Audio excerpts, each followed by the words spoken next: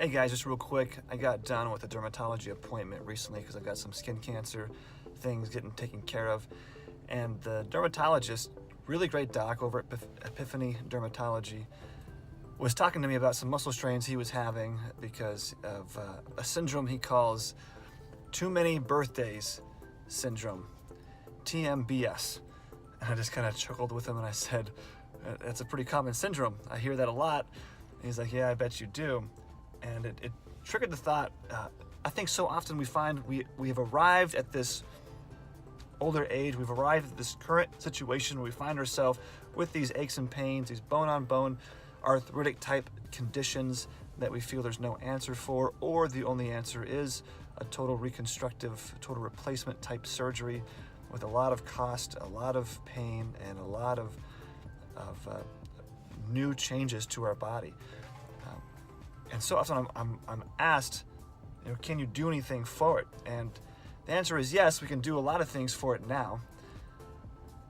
But the better answer is yes, 20 years ago, 30 years ago, there's a lot of things you could have done to prevent this situation that you find yourself in currently. Diet and exercise is always an easy answer because as a society we are struggling with finding and rather struggling with committing time for those things. Nutrition's another big one. But the fountain of youth is now. The fountain of youth is taking care of yourself now and creating some of those disciplines in place so that we are getting regular exercise. We are finding time to schedule intentional nutrition, intentional things to help improve our health. That's the best way to do it. Instead of trying to now recuperate in 30 years, it's just like retirement. Finding yourself at retirement age and can you afford to retire doesn't happen in 30 years. It happens 30 years ago when you were planning to do so, when you're planning to get yourself in a better position to afford it. Physically, you have to prepare now so you can afford better health later.